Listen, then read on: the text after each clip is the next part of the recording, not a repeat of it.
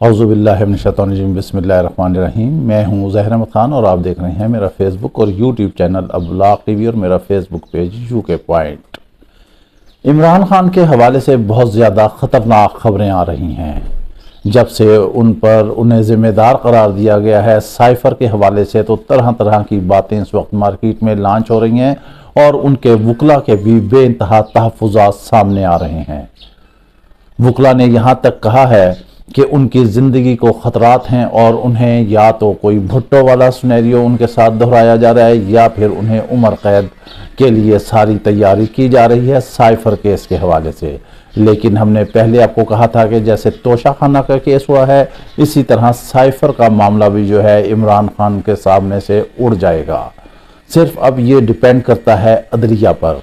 अगर अदलिया जो है उनकी जब समात होती है, जैसे काजी फाइज ईसा ने दिखाई थी पहली समात पूरी कौम को, अगर इस केस की भी समात पूरी कौम को दिखाई जाती है तो दूध का दूध और पानी का पानी सामने आ जाएगा। ख़तरा यही है मुखालफिन को कि इमरान खान जो हैं वाज़े तौर पर बरी हो जाएंगे और फिर वो चौथाई अक्सरियत से जो है इस मुल्क के आने वाले वक्त के वज़ीर आज़म बनेंगे, क्योंकि उन्हें कोई ताकत इस वक्त पाकिस्तान की नहीं रोक सकती। जो असल ताकत अवाम है, जो वोटर है, वो उनके साथ है। लेकिन जो मावराई क़ुव्वतें हैं वो हर तरह से ये हरबे इस्तेमाल कर रही हैं। जो PDM की ये जो बाक़ियात हैं, ये तमाम हरबे इस्तेमाल कर रही हैं कि किसी ना किसी तरह जो है इमरान खान को जो है वो कैद व बंद की सज़ा हो, क्योंकि बड़े बाऊजी जो हैं वो कहते हैं कि उन्हें मैदान साफ मिलना चाहिए। अब इसके साथ साथ क्या जो है ये हुकूमत पत्ता खेलने जा रही है, यहाँ हम आपको बताते हैं। इस्लामी नज़रियाती कौंसिल के जो क़िबला या साहब हैं, उनके थ्रू जो है एक दरख्वास्त दिलवाई गई है कि सदर मुमलिकत का जो एक सवाबदीदी इख्तियार है कि जब किसी को सज़ा हो जाती है तो सदर मुमलिकत के पास इख्तियार है कि वो उसे माफ़ कर सकते हैं। रहम की अपील जाती है, इवन दैन कोई फांसी की सज़ा होती है तो उसे तक वो माफ़ कर सकते हैं। अब ये कहा जा रहा है कि ये इख्तियार जो है गैर शरई है। 47 से लेके अब तक ये सारे मामला चलते रहे हैं, आज तक किसी को ये शरा याद नहीं आया। यहाँ ये सवालिया निशान ज़रूर पैदा होता है। आप पूरी दुनिया में देख लें कि ऐसे ही मामलात हैं, अमेरिका हो कोई भी हो, सदर मुमलिकत के पास ये सवाबदीदी इख्तियारात होते हैं। उन इख्तियारात को ना सुप्रीम कोर्ट में चैलेंज किया जा सकता है, ना किसी और कोर्ट में, ना किसी और जगह पर। वो सदर का इख्तियार होता है, वो चाहें तो इसको माफ़ कर दें और चाहें तो ना माफ़ करें। तो इनको ख़तरा ये है कि सदर मुमलिकत जो हैं, जब इमरान खान को सज़ा होती है तो बहुत ज़्यादा इम्कानात ये हैं कि वो अपने कुल्ली इख्तियारात को इस्तेमाल करते हुए इनकी सज़ा को जो है वो माफ़ कर देंगे। इसी वजह से इस वक्त इन्हें शरा याद आया और इन्होंने जो है एक दरख्वास्त दायर कर दी है। कमाल हैरानगी की बात है, ये वो तैयारी की जा रही है जिसके ज़रिए इमरान खान को हमेशा के लिए ये रास्ते से हटाना चाहते हैं।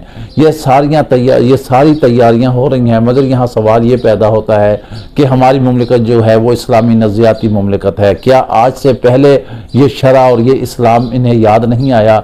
इस माशरे में क्या सारे काम ही शरई हो रहे हैं? क्या सारे काम ही इस्लाम के तहत हो रहे हैं?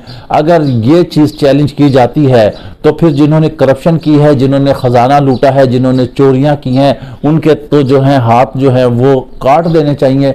फिर वहाँ क्या शरा चुप हो जाता है? क्या वहाँ पर इस्लाम कोई रिलैक्सेशन देता है? नहीं, इस्लाम कहता है मसावात का आप जो है वो सलूक करें जिसके साथ करें। अगर इमरान खान के लिए शरा आ रहा है तो बाकियों के लिए भी तो शरा आना चाहिए या नहीं आना चाहिए? फिर जिसने कत्लो गारतगरी की है उसको तहक़ीक़ कर देना चाहिए या नहीं कर देना चाहिए? सऊदी अरब की तरह उसे सरेआम उसका सर तन से जुदा कर देना चाहिए या नहीं कर देना चाहिए? करें ना, आप क्यों नहीं करते? करें आप। आपको याद होगा ज़ियाउल हक के दौर में एक बच्चा था पप्पू, और उसके कातिलों को लाहौर में सरेआम जो है फांसी घाट सरेआम बनाकर उन्हें फांसी दे दी गई थी, और उसके बाद उस इलाके में कितने महीनों सालों तक कोई पर्चा ही नहीं दर्ज हुआ था। इवन दैन एक सिंगल लड़ाई झगड़े का ये होता है खौफ, और ये सारी चीज़ें होती हैं। आप करें, आप शरे पर चलें, ये नहीं होता कि एक के लिए शरा रखें और दूसरे के लिए ना रखें, कि कड़ा कड़वा कड़वा कड़वा थू थू और मीठा मीठा हप हप, ऐसे सिलसिले नहीं चलते। ये हमने आपको यहाँ इस वक्त खबर देनी थी। ये मामलात हैं, उनके वकील जो है वो तहफ़्फ़ुज़ात का इजहार कर रहे हैं, बरमला कर रहे हैं। और इधर जो हम ये देख रहे हैं कि शेर अफजल मरवत, जिनकी सेनेटर अफनान के साथ लड़ाई झगड़ा हुआ था और जिसके बारे में बड़ी कंट्रोवर्सी चल रही है कि उसने मारा उसने मारा उसने मारा। बहरहाल अब जो सेनेटर अफनान ने जो केस दर्ज कराया है, उससे जाहिर होता है कि शेर अफजल मरवत ने अच्छा खासी ठुकाई की है। अब जो है शेर अफजल मरवत के गिर्द भी जो है घेरा तंग किया जा रहा है। मुमकिनात हैं कि आने वाले दिनों में उन्हें भी गिरफ्तार कर लिया जाए। मतलब और मकसद ये है कि यहाँ जो भी आवाज़ उठेगी पीटीआई के हक में, इमरान खान के हक में, उसको दबा दिया जाएगा। अब आते हैं हम केयर टेकर वजीर आजम की तरफ। तो ये वजीर आजम जो हैं, आपने पिछले वीलॉग में बताया था कि इनके खिलाफ भी जो है वो दरख्वास्त जा चुकी है इलेक्शन कमीशन में कि ये मुख्तलिफ सियासी पार्टियों के कारकुन रहे, लिहाजा इनका मुश्किल है आगे चलना, इलेक्शन शफाफ नहीं होंगे। और बात भी किसी हद तक दुरुस्त है, क्योंकि इन्होंने कहा है कि इमरान खान का मुकाबला जो है फौज से या किसी और से नहीं, वो रियासत के हैं या रियासत मुखालिफ हैं। क्या वजीर आजम को जो सिर्फ इलेक्शन कराने आया है ये बयान देना उसको जेब देता है?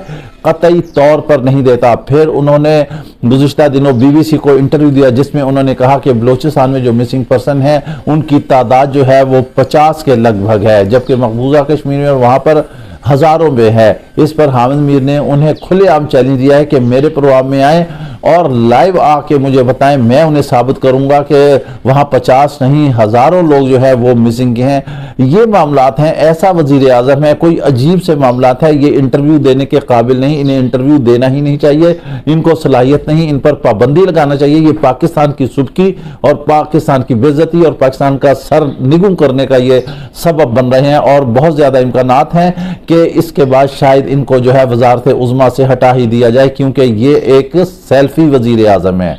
जी हाँ, ये जाते हैं अक़वाम मुत्तहिदा में और दाएं बाएं वहां पर ऐसे करके बस सेल्फियां लेते हैं, आउटपुट है नहीं। इनका असल काम जो है वो है इलेक्शन कराना।